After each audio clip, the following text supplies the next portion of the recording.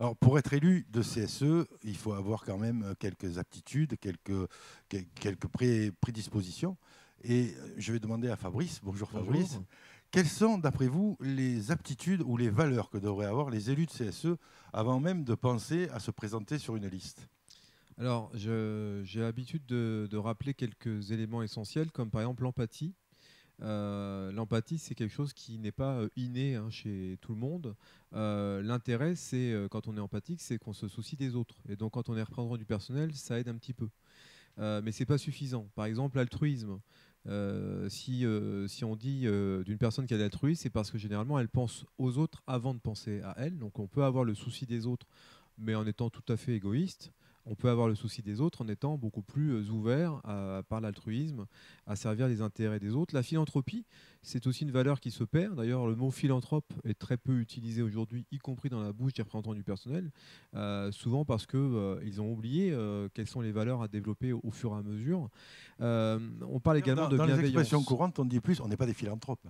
Oui, c'est vrai C'est utilisé dans ce que sens-là, mais sinon, oui, c'est vrai qu'on l'utilise de façon presque péjorative, alors que c'est une vraie valeur humaine, la philanthropie, comme la bienveillance. La bienveillance, c'est notamment agir conformément à l'art et à la manière, c'est-à-dire agir pour ne pas nuire aux personnes, pour servir leurs intérêts prioritairement aux nôtres.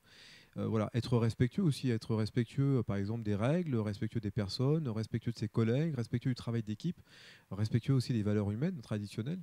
Donc voilà, il faut vraiment avoir des valeurs très fortes, très ancrées. Je pense que d'ailleurs, quand on est représentant du personnel, on touche au social et ce sont des valeurs humanistes et sociales.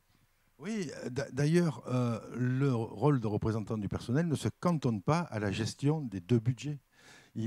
On a l'habitude de dire, et on l'a entendu beaucoup en cette période d'élection municipale, que le maire était le mandat le plus proche de ses électeurs. Or, il y en a un qui est encore plus proche, c'est celui de représentant du personnel, et il est encore plus proche parce qu'il est dans le quotidien de ses électeurs, puisqu'il est dans la même entreprise, avec le même objectif, dans le travail au quotidien, et il est en prise avec les mêmes difficultés, et lui, il en est le porte-parole, alors que le maire en est le gestionnaire de sa commune, il a des administrés. Le CSE n'a pas d'administrés, il a des électeurs, des collègues de travail qu'il représente. Exactement. Euh, Si je reprends un peu sur les activités sociales et culturelles, puisque les budgets, l'un des deux budgets permet notamment de financer ça, on peut aussi imaginer utiliser ce budget pour rassembler les salariés autour de vraiment de questions sociales, d'entraide, de solidarité. Il y a beaucoup d'activités sociales aujourd'hui qui sont très consuméristes et qui n'ont pas forcément d'intérêt, sont des dépenses plutôt mercantiles, alors qu'on peut aussi utiliser ce budget pour justement se rassembler, fédérer les salariés entre eux, créer du lien social. Et je pense que quand on est et altruiste, et bienveillant, et empathique, ce genre d'activité coule de sens. Alors, il est même des actions qui ne coûtent rien et qui sont des actions pures de bienveillance et qui sont au cœur de la mission des représentants du personnel. On en a l'exemple sur quelques interviews là avec des représentants du personnel du groupe EDF, avec précédemment celle que j'ai eue des représentants du personnel de PSA à Poissy, où on a mis en place une action qui est une action que nous avions montée avec la marraine Blandine Métayer, hashtag aide ta collègue, qui vise à lutter contre les violences conjugales. On est là réellement au cœur des préoccupations des salariés, dans l'idée d'aider une victime de violence conjugale à en sortir. Et ça coûte rien. Et c'est au cœur de la relation sociale avec ses collègues de travail.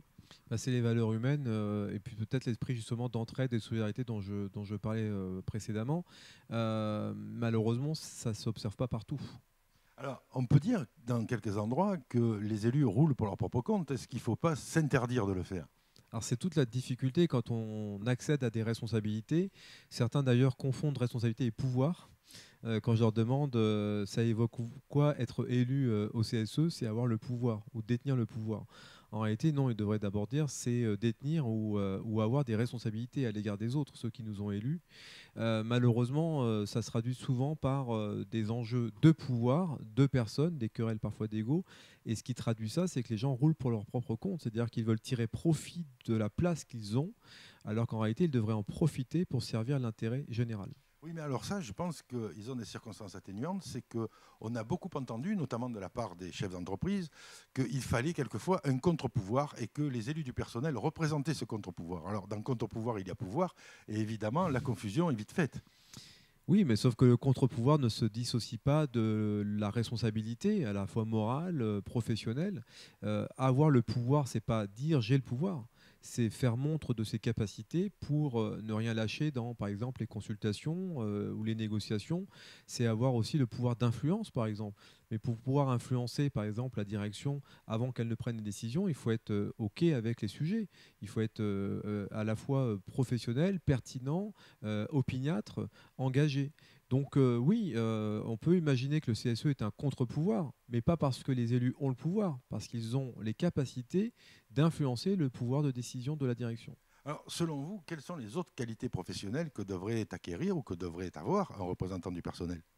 Alors d'abord, la connaissance des sujets économiques, par exemple, la connaissance des sujets sociaux, la connaissance du droit, en tout cas au moins en partie. Je prends notamment un exemple assez criant. On a un peu oublié avec la disparition des délégués du personnel le fait de porter à la connaissance de l'employeur des réclamations. Mais sur quoi portent les réclamations la plupart du temps? Sur des entorses aux droits des salariés. Ils ont des droits et malheureusement parfois ils ne sont pas respectés. Sauf que les élus ne connaissent même pas ces droits. Ils ne connaissent pas les droits en rapport avec le temps de travail, par exemple, les heures supplémentaires. Ils ne connaissent pas le droit en rapport des congés payés. Quels sont les droits des salariés en matière de congés payés, en matière de maladie? On l'a vu avec le Covid-19, beaucoup des questions qui étaient posées par des élus du personnel, c'est des questions de droit, mais de droit quotidien. On a aujourd'hui des élus qui sont pauvres parfois d'enseignement, et donc ils manquent de maturité professionnelle. Ils n'ont pas la connaissance ni de comment fonctionne une entreprise, ni de comment les droits des salariés sont-ils nés, ou comment ils devraient être observés ou respectés, ni même comment alerter les autorités lorsqu'il y a des entorses au droit. Donc la connaissance est un élément essentiel. Alors, que répondez-vous à ces élus qui vous disent j'y arrive pas, représentant du personnel c'est trop difficile, j'aurais peut-être pas dû y aller, je vais arrêter. Alors en réalité, il y a deux catégories. Il y a ceux qui le disent trop rapidement, c'est-à-dire qu'à la moindre contrariété, à la moindre difficulté, ils sont intimidés par justement cette position qu'ils ont ambitionnée au départ, mais qu'ils n'assument pas à l'arrivée. Ils voulaient être candidats, ils ont tout fait pour être élus, et une fois qu'ils le sont, ils regrettent de l'être, et ils passent leur temps à conspuer la difficulté, comme si tout effort était insoluble ou insurmontable. Et puis il y a l'autre catégorie qui vous dit je n'y arrive pas, mais qui n'a pas pris la mesure des raisons. C'est-à-dire que des élus n'ont pas fait le tour des possibilités qui sont offertes. Par exemple, ce sont les mêmes qui vous disent ça, ce sont les mêmes qui ne sont pas formés. Ce sont les mêmes qui vous disent ça, qui ne font jamais appel à un expert. Ce sont les mêmes qui vous disent ça, qui ne se documentent pas suffisamment. Et donc, avant de dire que c'est trop difficile, regardons si la réalité, elle est parce que je ne suis pas formé, pas suffisamment accompagné, ou est-ce que c'est parce que les sujets sont extrêmement complexes. Et dans la plupart des cas, il n'y a pas de complexité outre mesure, il y a juste des gens pas préparés, pas formés et pas rompus à l'épreuve de la responsabilité institutionnelle. Alors, pensez-vous que les élus ne peuvent en réalité pas changer grand-chose et qu'au sein de l'entreprise, les employeurs peuvent tout décider?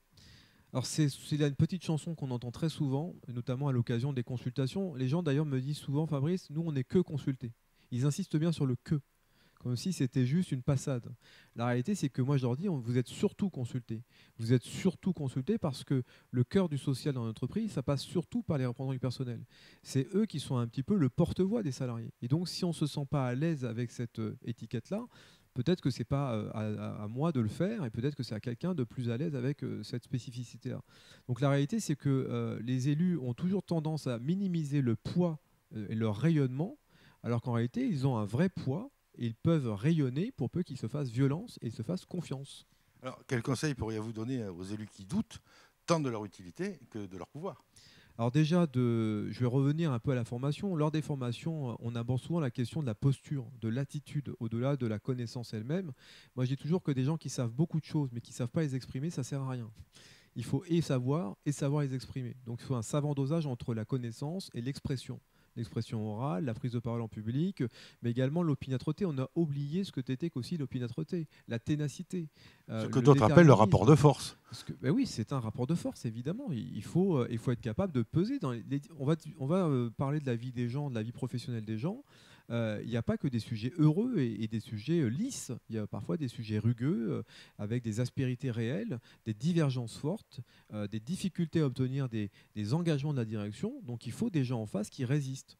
Donc la réalité, c'est qu'il faut d'abord se former, et puis ensuite, il faut faire appel évidemment à tous les outils qui existent. Par exemple, trop peu d'élus font appel à l'inspecteur du travail. Alors peut-être qu'il est parfois difficile de joindre l'inspecteur du travail, mais la réalité, c'est que ce sont des acteurs qui sont tout à fait accessibles pour peu qu'on en fasse un peu la demande. Le médecin du travail, sur des questions de fond en matière de SSCT, peuvent tout à fait aider les élus à tirer leur épingle du jeu. Et puis, est-ce qu'on ne peut pas dire que les employeurs respectent trop peu des représentants du personnel qui sont démissionnaires? Je pense que les employeurs ont du mal à respecter les élus du personnel. Peut-être parce qu'avec le temps, les élus du personnel n'étaient pas tous tout à fait respectables. Alors, la réalité, c'est qu'il faudrait que ces deux composantes de l'entreprise apprennent à travailler ensemble, parce que de toute façon, on n'a pas le choix. Aujourd'hui, il y a des entreprises avec des employeurs et il y a des entreprises avec des représentants du personnel. Les représentants du personnel, ils sont là pour défendre les salariés et surtout leurs intérêts dans les décisions qui sont prises par la direction. Et la direction, elle est là pour faire tourner une boutique. Mais on ne peut pas la faire tourner avec des gens qui font grise mine et qui sont incapables d'entendre la moindre injonction. Alors, faites-vous respecter, et pour être respecté, il faut bien faire son travail. Et bien faire son travail, c'est aussi quelquefois s'opposer, mais toujours proposer. Et instaurer quelquefois, pour mieux proposer, un rapport de force qui fera qu'on vous écoutera. Exactement, c'est une bonne parole. Merci Fabrice. Merci.